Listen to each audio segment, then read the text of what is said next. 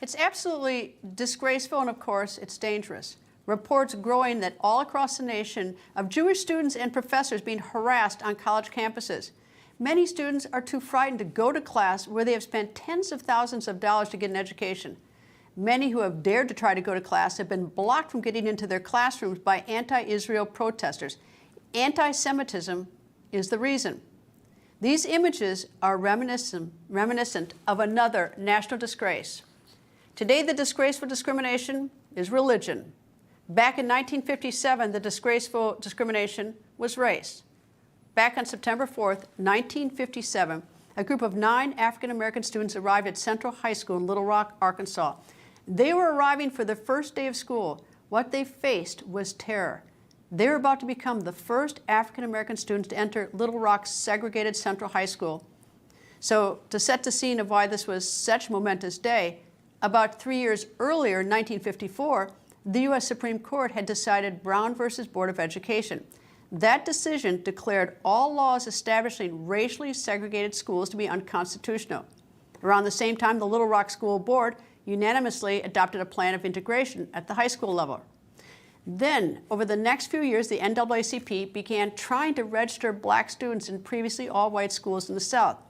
Those brave students included the Little Rock Nine: Ernest Green, Elizabeth Eckford, Jefferson Thomas, Terrence Roberts, Carlotta Walls Lanier, Minnie Jean Brown, Gloria Ray Karl Mark, Thelma Mothershed, and Melba Patillo Beals. So back to September 4th, 1957, when the Little Rock Nine showed up for that first day. They were confronted by a violent, shouting, and jeering crowd. Some threatened to kill the students. Others threw rocks at them as they approached the school doors. When they got to those school doors, they were then blocked by none other than the Arkansas National Guard. Arkansas Governor Orville Eugene Faubus ordered 270 National Guard soldiers to block the school's entrance. The 9 students never made it into school that day. So then, President Dwight D. Eisenhower got involved. On September 23rd, he took matters into his own hands, and on September 24th, he gave this address from the White House.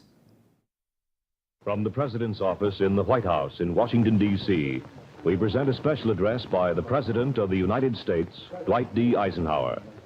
Mr. Eisenhower discusses the immigration problem at Little Rock, Arkansas.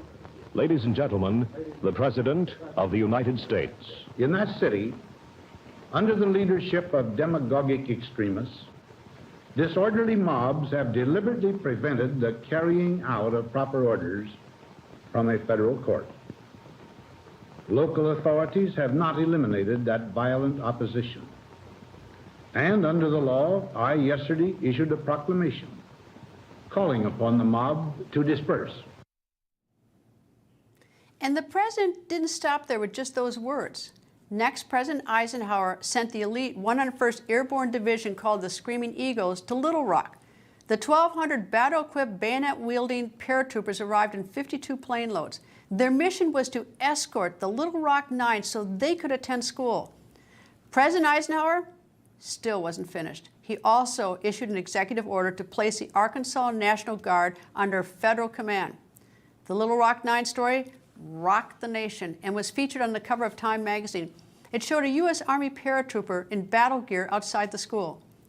And despite the success in getting those deserving students into school after the troops eventually left, the Little Rock Nine were still subjected to unbelievable abuse.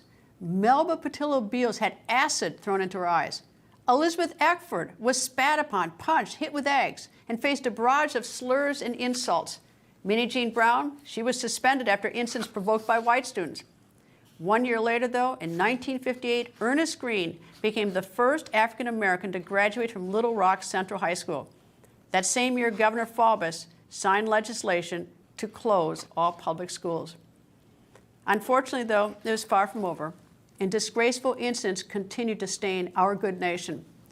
On June 11, 1963, Alabama Governor George Wallace stood at the door of Foster Auditorium at the University of Alabama. His goal, to keep his disgraceful inaugural promise of, quote, segregation now, segregation tomorrow, segregation forever. Governor Wallace stood at the University of Alabama's front doors. His menacing presence was meant to humiliate and stop Vivian Malone and James Hood, two African-American students, from entering the public university to register for classes. In response, another U.S. president stepped forward. President John F. Kennedy took a courageous and bold step. He federalized the Alabama National Guard. He ordered them to command Alabama Governor George Wallace to step aside. Wallace ultimately did. Vivian Malone and James Hood were able to complete their college registration. These students' fearless battles through unthinkable hardship and the courage of our leaders is something we as a nation can never forget, and is certainly something we must learn from. These examples I just gave you, they're race. Today, it's religion. We see Jewish students in situations reminiscent of some very dark days in world history. They're confronted with hate. I urge President Biden, like his predecessors, to lead and to act. Our students certainly deserve better. Our Jewish members certainly deserve better. And as always, the world is watching us.